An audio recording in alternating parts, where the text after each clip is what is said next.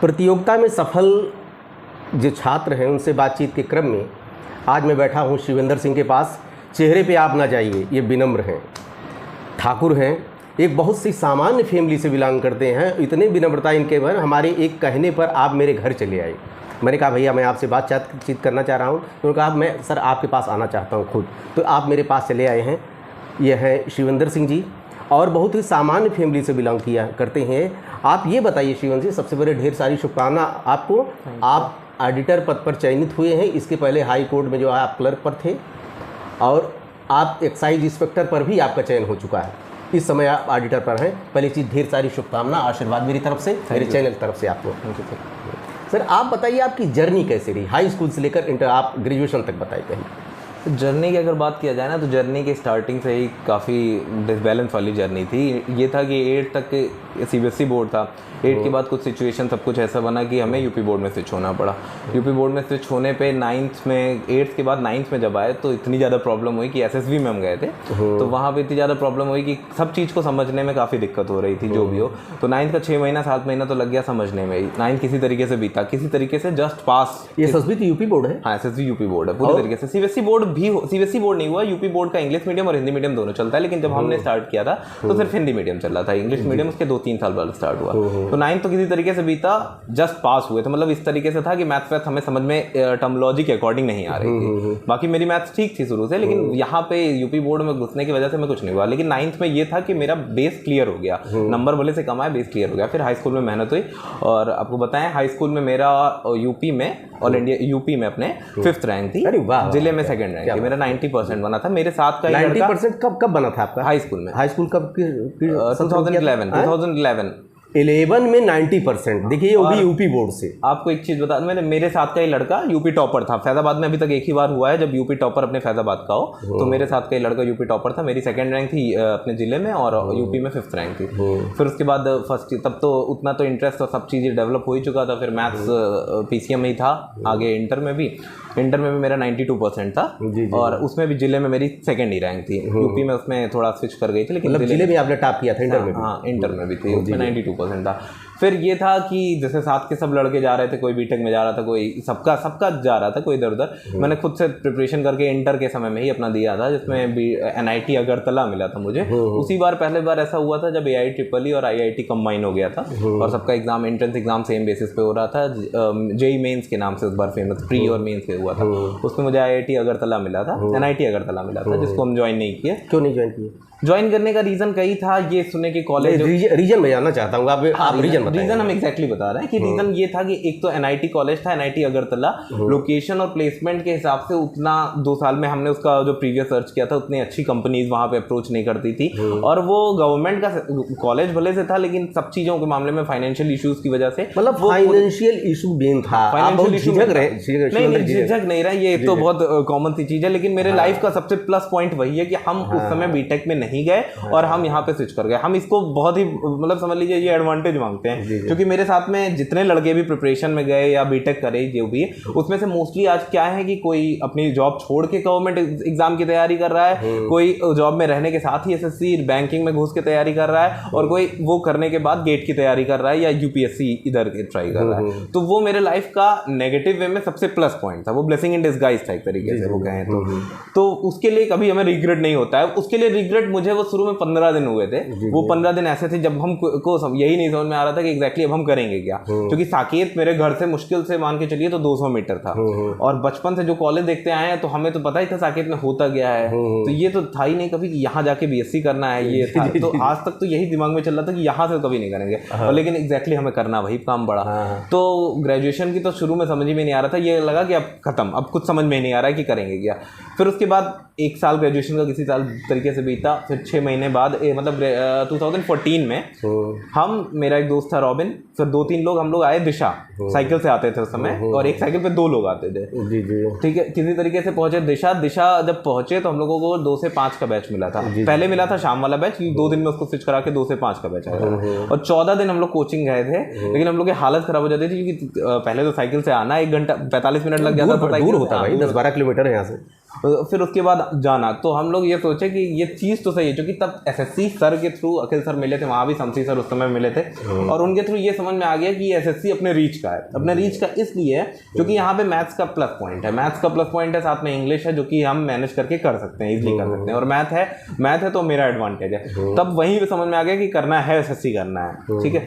लौट के आ गए, 14 दिन बाद कोचिंग छोड़ दिए, ये सोचे अब ग्रेजुएशन करेंगे तभी जाएंगे, क्योंकि साकेत में भी कुछ इस तरीके का सीन नहीं था कि नॉर्मल वे में चल जाता था, लगा कि पढ़ के ही देना पड़ेगा। साकेत में ग्रेजुएशन किए, 3 साल कंप्लीट हुआ, 2016 में ग्रेजुएशन कंप्लीट हुआ, उसी के कुछ दिन बाद, 1-1.5 महीना 2 महीने के रेस्ट के बाद कोचिंग आ गया, यहाँ ज्वाइन किए। सर बैच मिला, 10.5 से 1.5 बैच मिला था, अपना प्रिपरेशन स्टार्ट हुई। फिर ये था कि 2016 की स्टार्टिंग किया, और 2016 का जो CHSL था वो पहला एग्ज़ाम था मेरा, 2016 का CHSL पहला एग्ज़ाम मेरा प्री निकला। प्री समय तो प्री निकला, तो ये मोटिवेशन हुआ कि जब 6 महीने 6.5 महीने में कोई एग्ज़ाम का प्री निकल सकता है तो हाँ, आगे तो हम कैपेबल हैं, ईजिली कर सकते हैं। लेकिन प्रिपरेशन का आपको एक सिनेरियो बता रहे हैं, जब प्रिपरेशन किसी भी कैंडिडेट की स्टार्ट होती है तो ग्राफ ये रहता है, स्टार्टिंग इसी तरीके से होती है हमेशा। आप जैसे लगेगा कि आप 0 से स्टार्ट किए हैं और आप बहुत तेज ग्रो कर रहे हैं, जैसे आप मैथ्स लगाएंगे तो आपको लग रहा है अच्छा ये नई चीज़ है, लेकिन ये हमें आ रही है, ये आ रही है, लेकिन फिर उसके बाद उसमें ये बहुत ईजिली आपको स्लोप्स कर्व मिलना शुरू हो जाते हैं, कोई डाइवर्जन हुआ आपका हुआ, सबके लाइफ में आते हैं। तो मेरा भी 2-3 ऐसे ये था कि मतलब कुछ घर पे फंसे, कुछ इधर उधर टाइम कम देने लगे पढ़ाई में, जब ज़्यादा एक तरीके से वो हो गया, 6 महीने में ही अपना रिजल्ट ज़्यादा अच्छा दिखने लगा, तो थोड़ा सा मेरे में लापरवाही हुई। 2016 के CHSL के बाद 17 का CGL था, 17 का CGL प्री निकला, उतना ज़्यादा मार्क्स नहीं था, 126 शायद कट ऑफ गई थी उस बार की, और मेरा 145 की रेंज में नंबर था, मतलब इतना था, ठीक था। फिर उसके बाद इंग्लिश को तब तक क्या होता है ना, हम लोगों का कंपटीशन वालों का फेज ये होता है कि हम लोगों को जो चीज़ कम आता है हम लोग उससे और भागते हैं। जैसे अगर मैथ आती है तो हम दिन भर मैथ ही लगाएंगे, हमें इंग्लिश कम आती है तो हम इंग्लिश लगाएंगे, हाँ ये होता है। जीएस कम आती है तो हम जीएस पढ़ेंगे, पॉलिटी अच्छी लगती है तो हम पॉलिटी ही पढ़ेंगे। अखिल सर पॉलिटी इतना अच्छा पढ़ाते थे कि हम लोग पॉलिटी ही पढ़ेंगे। अंजनी सर से ज्योग्राफी पढ़ लिया तो ज्योग्राफी ही पढ़ रहे हैं, हिस्ट्री पढ़ ही नहीं रहे हैं और को देख ही नहीं रहे हैं, तो सीन यही बढ़ रहा था, इंग्लिश को टाइम दे ही नहीं रहे थे। तो 2017 का CGL कुछ इस तरीके से हुआ। 17 का CGL एक ऐसा CGL था जो कि SSC में उस बार का मैथ्स का पेपर जो आया वो अलग लेवल पे चला गया, मतलब उस बार सेकंड पेपर, मतलब ये ज्योमेट्री वाले पोर्शन को इतनी ज़्यादा प्रायोरिटी दी गई उस बार, मतलब पेपर काफ़ी अच्छे पेपर लेवल के पेपर आए थे। पहले दिन एग्जाम पढ़ा था तो मैथ्स तो अच्छा हो गया था, लेकिन इंग्लिश बहुत गंदा हो गया। इंग्लिश इतना गंदा हो गया कि मतलब कि अगर इंग्लिश में ठीक ठाक थोड़ा भी नंबर होता है तो 2017 CGL में, पहले CGL में ही विदिन अ ईयर एक जॉब मतलब फाइनल हो जाती है। लेकिन 17 CGL बहुत गंदा हो गया, उसमें इंग्लिश में मेरा था 131 मार्क्स, 131 मार्क्स 200 में से बहुत कम होता है, मतलब अगर वो 150 की रेंज में भी होता तो हमें मिल जाता। मैथ्स उस बार का बहुत टफ था जिसमें मेरा 160 की रेंज में पहुंच गया था, उस बार मैथ्स में 130 140 किसी का जल्दी नहीं पहुंच रहा था। तो 2017 का CGL कुछ इस तरीके से बीचा, और इसी का समझ लीजिए नेगेटिव इफेक्ट था जो भी था, मेरा 17 का CHSL निकला ही नहीं, 17 का CHSL ही नहीं निकला। 16 का CHSL निकल गया था मेरा 6 महीने के तैयार में, 17 का CHSL नहीं निकला, 2 नंबर से नहीं निकला। फिर तब तक ये समझ में आ गया था कि अब फिर से सीरियस होना पड़ेगा, थोड़ा ज़्यादा सीरियस होना पड़ेगा। फिर 18 में सीरियस हो गया, फिर 18 का प्री बहुत अच्छा हुआ, मतलब एक अच्छा नंबर नॉर्मलाइज हो गया, 180 200 में से 180 पहुंच गया था, कट ऑफ से 40-45 नंबर ऊपर था। फिर उसके बाद मैथ्स दिए, मैथ्स में भी काफ़ी अच्छा था, इंग्लिश में भी ऑन एन एवरेज 177 मार्क्स हो गए थे, मैथ्स में भी ठीक ठाक था, और उसमें ऑडिटर मिला। ऑडिटर में भी एक चीज़ बता देना है, एक इत्तेफाक हुआ, जो कि इत्तेफाक पहले उसके लिए काफ़ी हम परेशान हुए थे अखिल सर से। अखिल सर हमें समझाए भी थे कि जो मिला है उसमें एंजॉय करो। मेरा ये था कि उस बार एक्साइज इंस्पेक्टर की कट ऑफ 2018 में गई थी 579, मेरे मार्क्स थे 576.5 या 577.5 ऐसे था। तो मेरा 2 नंबर से एक्साइज इंस्पेक्टर नहीं हुआ, मतलब मेरा 4600 पे ग्रेड नहीं हुआ, मुझे 2800 पे ग्रेड मिला। तो एक बड़ा डिफरेंस होता है 2800 पे ग्रेड और 4600 पे ग्रेड, मतलब लगभग 30 से 40 हज़ार की बहुत सैलरी का डिफरेंस हो जाता है। तो जब रिजल्ट आया तो जैसे उम्मीद ये थी जो यूट्यूब पे कट ऑफ या इन सब के थ्रू आती है, उसमें ये लग रहा था कि हाँ मिल जाएगा, लेकिन नहीं मिला, 2-2.5 नंबर से रुक गया। तो सर के पास पहुंचे तो काफ़ी जैसे एक होता नहीं है कि मतलब खुश हैं लेकिन नहीं खुश हैं, क्योंकि उसके पहले 2 जॉब्स मिल चुकी थी। अखिल सर का मोटिवेशन मैंने देखा है, ऐसे बच्चों को उन्होंने निकाला है, उनका मोटिव एक अलग से उनसे साक्षात्कार हमको लेना पड़ेगा। बिल्कुल सर, वहाँ तो बनता है आपका, क्योंकि अखिल सर तो अलग लेवल पे लेके गए। मतलब हम लोग भी मैंने देखा उनका फैमिली का परिवेश ऐसा रहा है कि खानदानी जो जैसे सोने का चम्मच लेकर पैदा हुए थे, लेकिन उन्होंने अपने को मोल्ड किया एक तरह से। बिल्कुल ठीक ठीक। हाँ, आगे फिर क्या हुआ आपको? तो फिर 2018 में मैंने आपको बीच की जर्नी नहीं बताई, क्योंकि इसके बीच में मेरा हाई कोर्ट और वीडियो के एग्जाम्स निकले हुए थे। लेकिन हम लोग दिशा में एसएससी के प्रिपरेशन के आते हैं, तो दिशा में क्या हम लोग खुद ही इसको प्रायोरिटी उतनी नहीं देते हैं कि मतलब कि ये एग्जाम देना है, वो एग्जाम देना है। स्टेट गवर्नमेंट के आप खुद पर्टिकुलर हर कैंडिडेट का बता रहे हैं, यहाँ जो भी सीजीएल निकालता है उसके 2-3 पीछे एग्जाम्स तो यूपी गवर्नमेंट के या हाई कोर्ट के या ये सब निकले ही रहते हैं, तो इसको प्रायोरिटी देना कोई मतलब भी नहीं है। तो 2018 का सीजीएल दिए, उसमें 2.5 नंबर से मेरा नहीं हुआ था, तो काफी परेशान थे। सर समझाए कि हाँ ठीक है, कोई बात नहीं, जो मिला है उसको एंजॉय करो, क्या पता इसी में तुम्हारा अच्छा। और इत्तेफाक से हुआ अच्छा यही कि अगर हमें वो 2-2.5 नंबर से हमें मान लीजिए आप इंस्पेक्टर मिल गया होता, तो हम भेजे जाते साउथ में, चेन्नई या केरल या इधर की तरफ। और इस 2 नंबर मेरा कम की वजह से हमें मिल गया अपने फैजाबाद में ऑडिटर। फैजाबाद में ऑडिटर मतलब कि हम 4600 से भी आगे हैं। जी जी जी, क्योंकि अपने ही घर में नौकरी करना मतलब एक अलग लेवल का कंफर्ट। मतलब लेकिन यार ये बताओ, अब एक्साइज इंस्पेक्टर पर भी आपका चयन हुआ। हाँ, तो ये तो आप एक तरफ करें, हमें बड़ा अच्छा लगा, कंफर्ट फील रहा। एक्साइज इंस्पेक्टर ज्वाइन करेंगे आप? हाँ बिल्कुल ज्वाइन करेंगे, क्योंकि 2018 का सीन ये बन रहा था कि मुझे साउथ मिल रहा था। 19 में मेरी प्रायोरिटी यही थी कि मुझे नॉर्थ चाहिए, नॉर्थ में बेसिकली दिल्ली चाहिए, क्योंकि दिल्ली का जो हर मामले में वो जॉब है वो प्लस पॉइंट है। दिल्ली और कहीं कंपटीशन, दिल्ली ही क्यों चाह रहे थे आप? दिल्ली हर मामले में बेटर है, जैसे दिल्ली का प्रमोशन रेट इस जॉब का अकॉर्डिंग काफी अच्छा है। और एक अब जैसे हम क्या सोशल मतलब जॉब के मामले में तो जितना ग्रो करना है वहां तक पहुंच ही रहे हैं, थोड़ा सोशल लाइफ भी ग्रो करने के चक्कर में ये बताएं कि या तो अब फैजाबाद जैसे शहर में, मतलब शहर अच्छा है, सब कुछ अच्छा है यहाँ पे, आगे चल के अपना अयोध्या मेट्रो सिटी तो होने जाएगा, मेट्रो सिटी हो जाएगी, सब कुछ हो जाएगा।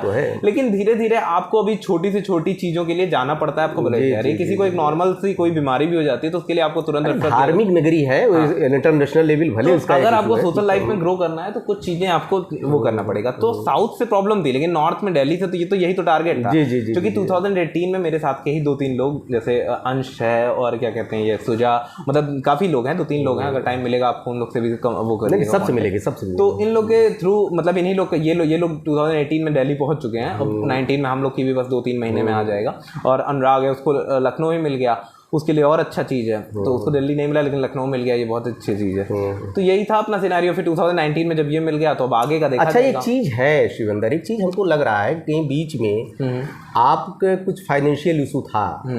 अगर वो इशू ना होता तो शायद आपने दिशा तो अच्छी चुनी। और मैं देखा पुअर कंडीशन जो बच्चे हैं थोड़ा सा अफोर्ड कर पा रहे हैं, थोड़ा सा भी उनके पास पैसा है, तो उसके लिए दिशा तो रामबाण में कहूँगा। अपने भी कोचिंग ऐसी है कि अच्छे से अच्छा बना देती है उनको। आपको क्या लगता है जो पुअर कंडीशन बच्चे हैं, आज उनके पास फी देने के लिए भी पैसा नहीं है, वो क्या करें? पुअर कंडीशन वालों को पहली बात तो उनको आपने झेला है, आपने नहीं, फाइनेंशियल इश्यूज सबके साथ रहता है। मतलब आप अगर उठाएंगे तो कंपटीशन की प्रिपरेशन करने वालों में से 15% 20% ऐसे देखेंगे आपको जो अपर क्लास के होंगे, जिन्होंने कंपटीशन मतलब बस ऐसे चुना। लेकिन उसमें से आप 80% देखेंगे जिनको फाइनेंशियल इशू रहता है। तो फाइनेंशियल इशू को सबसे पहली बात तो ये एक्सेप्ट कर लेना चाहिए कि हाँ फाइनेंशियल इशू है। जैसे कुछ लोगों में 2 तरह की प्रायोरिटी होती है, वो इस चीज को एक्सेप्ट करने में उनकी वो होती है, लेकिन आपको ये एक्सेप्ट करना है पहली बात तो एक्सेप्ट कर। एक बड़ी अच्छी चीज आपके अंदर समझ में आई मुझे कि फाइनेंशियल इशू आपने एक्सेप्ट किया। हाँ, या लोग एक्सेप्ट नहीं करते हैं। बिल्कुल, फाइनेंशियल इशू को आप एक्सेप्ट करेंगे तभी उसका आपको वो मिलेगा कि आपको इसको कैसे ओवरकम करना है। अब अगर आज के सिनेरियो में कोई भी एक बच्चा चाह ले रहा है कि हमें प्रॉब्लम है, हमें उसको ओवरकम करना है, तो अगर वो इंटर में है तो वो 7th 8th 6th के बच्चे को पढ़ा सकता है। अगर वो ग्रेजुएशन कर रहा है तो वो 8 9 के बच्चे को पढ़ा सकता है। वो उसके पास उतना टाइम उसके पास होता है कि वो अपना 1-2 घंटा करके अपने भर का तो हो ही है। अच्छा, आपने ट्यूशन पढ़ाया है? बिल्कुल सर, इंटर के बाद से ही मैंने ट्यूशन पढ़ाया है। मैंने high school first year inter तीनों क्लास के बच्चों को पढ़ाया है। हाँ। लेकिन कोचिंग नहीं पढ़ाया, कभी ट्यूशन ही पढ़ाया, क्योंकि ट्यूशन में होता ये था कि मेरे ऊपर कोई रिस्पॉन्सिबिलिटी नहीं है, कोई प्रेशर नहीं है। अपना 1.5 से 2 घंटा हमें हफ्ते में 5 से 6 दिन मैनेज करना रहता था। और वो भी इस तरीके से रहता था कि मेरा एग्जाम आ रहा है तो हम 1 महीने के लिए स्विच कर रहे हैं, 15 दिन के लिए रोक रहे हैं, वो हम कोर्स इस तरीके से चीज़ें मैनेज करते हैं। तो कोचिंग हमने तब तक पढ़ाया जिस दिन तक हम फाइनल सिलेक्शन, मतलब जिस दिन हम ज्वाइन किए उस दिन समझ लीजिए छोड़े हैं। बाकी फर्स्ट ईयर इंटर पढ़ाने में हमें खुद भी मजा आता था, क्योंकि जो एसएससी कंपटीशन की मैथ्स होती है, ये कंपटीशन की मैथ्स थोड़ी अलग लेवल की होती है। इसमें आपको वो वाले हाई स्कूल तक की मैथ्स तो मिलेगी, लेकिन फर्स्ट ईयर इंटर में जो ये सब चीज़ें ये सब नहीं मिलती हैं। एक चीज़ मैं देख रहा हूँ कि शिवेंद्र जी कहीं की बात में लगा, इन्होंने पढ़ के पढ़ाया, मतलब खुद इन्होंने ट्यूशन करके पढ़ा है, मतलब अपनी जो पैसे की व्यवस्था इन्होंने किया है, उसके बाद जो है आप पढ़े हैं। एक महान है आप, एक ग्रेट हैं अपने में। बच्चों से इससे सीख लेना चाहिए। एक चीज़ ये बताइए शिवेंद्र जी कि आजकल यूट्यूब जो सोशल मीडिया है उससे कंपटीशन बढ़ा है कि घटा है? कंपटीशन को ये एडवांटेज दोनों तरीके से दिया है, ये बढ़ा भी है और घटा भी है। घटा नहीं कह सकते हैं, हर मामले में बढ़ा ही है, लेकिन इसके नेगेटिव और पॉजिटिव दोनों इम्पैक्ट रहे हैं। जैसे अब इसका अगर ये करें तो आज एक बेसिकली जो किसी जिसके पास तक ये चीज़ें बहुत ईजिली नहीं पहुंचती थी, वो चीज़ें बहुत ईजिली पहुंच सकती हैं। अगर वो चाह ले तो वो एक अच्छे मेथड्स और एक अच्छे पढ़ाई के तरीके वो अपने आप खुद से कर सकता है। तो बेसिकली ये प्रॉफिट तो हर जगह से हुआ है, इसको हुआ है। और कंपटीशन कम कैसे हुआ है? कंपटीशन कम इस तरीके से समझ सकते हैं कि लोगों में जितना ज़्यादा जैसे अब इसमें क्या है कि लेवल कंपटीशन का सीधे सीधे अप हो गया। जो कट ऑफ पहले 126 125 की रेंज में जाती थी, वो अब सीधे सीधे बूस्ट अप होकर 145 146 की रेंज में जा रही है। आपको एसएससी मेंस की कट ऑफ बताएं तो जो पहले एक जब हम लोग स्टार्ट किए थे तो उसके पहले का होता था ये था कि 700 में से 400 अगर आपका है तो आप ऑलमोस्ट एक अच्छा सिलेक्शन 4600 पे ग्रेड के साथ आप ऑलमोस्ट सिक्योर कर सकते हैं। और अभी का ये लेवल बता दे रहे हैं कि आपका 580 है तो भी आप ये नहीं कह पा रहे हैं कि हमको पर्टिकुलर पोस्ट मिल रही है और कहाँ मिल रही है। आज अभी 2020 के सीजल के बारे में बता दे रहे हैं, लड़कों का 580 585 नंबर है, मतलब 700 में से, जिसमें ऑलरेडी उनका ये सिक्योर है कि उनको 4600 पे ग्रेड मिल जाएगी।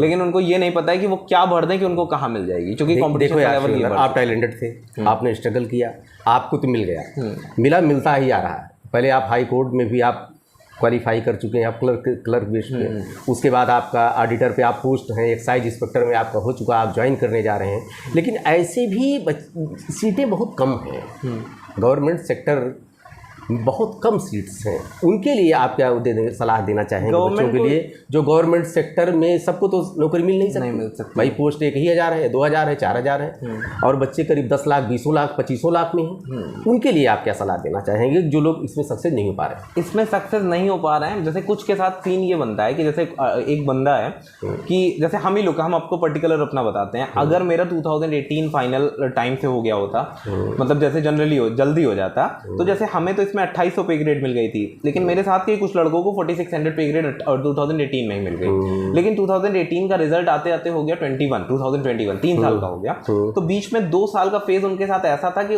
वो अगर वो जॉब उनको 1 साल 1.5 साल पहले मिल गई होती तो वो शायद 2019 की तैयारी एसएससी के लिए ना करते, क्योंकि वो एसएससी की ऑलमोस्ट एक सबसे अच्छी जॉब को वो पा चुके होते। लेकिन हुआ ये कि गवर्नमेंट की कुछ मतलब स्लो प्रोसेस ही मान लीजिए, बहुत ही ज्यादा गंदा प्रोसेस है एक तरीके से, कि जॉब लगने के बाद भी इंसान को अगर 2 साल बैठना पड़ेगा तो वो दूसरे की जॉब खाएगा। ये बहुत ही मतलब गंदा चीज होता है। अब हम लोग के साथ हम अपना बता दे रहे हैं, मैंने 2 से 3 डीवी मतलब डॉक्यूमेंट वेरिफिकेशन का प्रोसेस छोड़ा है। ये जनरली लोग नहीं करते हैं, ये करना चाहिए। ये अगर आप अपने थ्रू होंगे तो आप जिससे भी कहिएगा बहुत अच्छी बात है, ये करेंगे डॉक्यूमेंट डीवी छोड़ देना चाहिए। जैसे आपको पता है कि आप 2800 या 4600 पे हो चुके हैं तो आपको 2400 देने का कोई मतलब ही नहीं है, छोड़ देना चाहिए, उसको डेफिनेटली छोड़ देना चाहिए। आपको नंबर ऑफ जॉब्स काउंट करा के क्या ही मिल जाएगा आपको। आपको ये देखना है कि आप अगर 2400 पे हुए हैं तो अगला टारगेट आपका उससे बड़ा होना चाहिए, अगला टारगेट आपका उससे बड़ा होना चाहिए। तो अगर इसको थोड़ा सा हम लोगों को भी सोचना है कि हम लोग अपने डीवी स्किप कराएं या जो भी करें, और थोड़ा गवर्नमेंट को अपनी पॉलिसीज या कुछ के थ्रू भी जॉब्स का जो रिक्रूटमेंट प्रोसेस होता है इसको जल्दी कराना है। अब जैसे 2019 का प्रोसेस आप देख लीजिए, अभी 2022 है और अभी नहीं हुई है, ये 2022 में होगी, 2023 तक जाएगी ये प्रोसेस पूरी।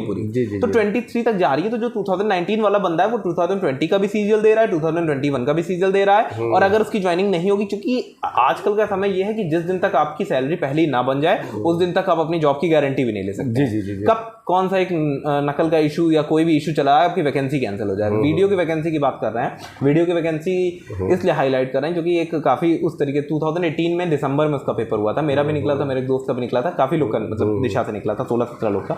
लेकिन उसके साथ ये हुआ कि उसने उस जॉब ने 1.5 साल तक एक इंसान को मेंटल सेटिस्फेक्शन दिया कि आपके पास एक जॉब है, आपके पास एक जॉब है। जॉब का मेंटल सेटिस्फेक्शन जो होता है ये सिर्फ आपको नहीं होता है, ये आपके परिवार को होता है, आपकी पूरी सोसाइटी में एक आपकी अलग इमेज बन चुकी रहती है। लेकिन आप खुद सोच के देखिए कि आपके पास एक जॉब है, आप 1.5 साल से इस चीज के साथ हैं कि भले से आप आगे की तैयारी कर रहे हैं लेकिन आपके पास खोने के लिए कुछ नहीं है, आपके पास एक जॉब है।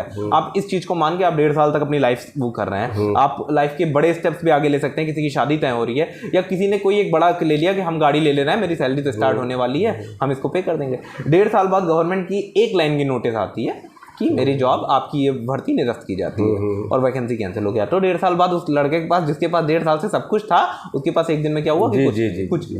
तो ये चीजें तो होनी चाहिए। अगर भाई कुछ कोई भी प्रोसेस अगर किसी को करना है गवर्नमेंट को तो ये जल्दी करना चाहिए। अगर वैकेंसी जितनी आ रही है उतनी भी हम लोग के लिए प्रॉपर हो जाए, अगर रिक्रूटमेंट तेज हो, ठीक है, वैकेंसी हम लोग नहीं बढ़ा सकते हैं, वैकेंसी का गवर्नमेंट का सेक्टर है, अगर वो नई फील्ड डेवलप करेंगे, क्रिएट करेंगे, तभी वैकेंसी बढ़ पाएगी। और बाकी इधर उधर से तो और सबसे मेन इसी तरीके से वैकेंसी। अच्छा ये बताइए शिवेंद्र जी, इसे 4 सेक्शन होते हैं आपके एसएससी में। आप मैथ के महारथी थे पहले से, मैथ आपको बहुत अच्छी आती थी। इंग्लिश तो हालांकि बेस आप हिंदी मीडियम के रहे, लेकिन फिर भी इंग्लिश में ठीक ठाक थी। 2 चीज़ आपको नहीं पढ़नी पड़ी इसमें से, एक आपको रीजनिंग पढ़ना पड़ा था, दूसरा आपको क्या पढ़ना पड़ा? GK, GS. इसको कैसे आपने कवर किया? देखिए ये नई चीज़ थी आपके लिए और आपके लिए बेस था। रीजनिंग तो ऐसी चीज़ है कि रीजनिंग इज ऑल अबाउट मतलब आपके मेंटल ग्रोथ किस तरीके की है। आप बहुत तेज ग्राफ कर लेंगे चीज़ों को, बस आपको थोड़ा थोड़ा देखने की जरूरत है। आप रीजनिंग को एक नॉर्मल टाइम क्राइटेरिया बांट के 1 घंटा, 1.5 घंटा या आधा घंटा 45 मिनट एक पर्टिकुलर टॉपिक को रोज देते रहेंगे तो विद इन 2 to 3 मंथ्स आपकी पूरी रीजनिंग कवर हो जाएगी। फिर उसके बाद सिर्फ प्रैक्टिस पे रीजनिंग बढ़ती चली जाती है। अच्छा बताइए, 4 टॉपिक थे उसमें। हाँ, इंग्लिश था, मैथ था, रीजनिंग था और जीके था। आप चारों के लिए बुक्स एडवाइज कर दीजिए। कोई बुक्स आपने स्पेशली लिया होगा चारों के लिए शार्ट में। अब आपको बुक का सीन कुछ इस तरीके से बताएं कि बुक के लिए जब हम लोग स्टार्टिंग में दिशा में जाते हैं तो शमसी सर की 2 बुक रिकमेंड रहती है, एक वीके सिन्हा, एक दिलीप कुशवाहा। ठीक है, इंग्लिश की ही एक बुक है जो कि बुक जैसी मतलब बुक आपको जिसके लिए लेनी पड़ती है। बाकी अगर आप वो हैं तो मैथ्स के लिए आपको स्टार्टिंग में आर एस अग्रवाल ले लीजिए, कोई भी एक बुक लगा लीजिए। पहले शुरू का जो 1 साल होता है वो आपको 2 से 3 बार कम से कम आर एस अग्रवाल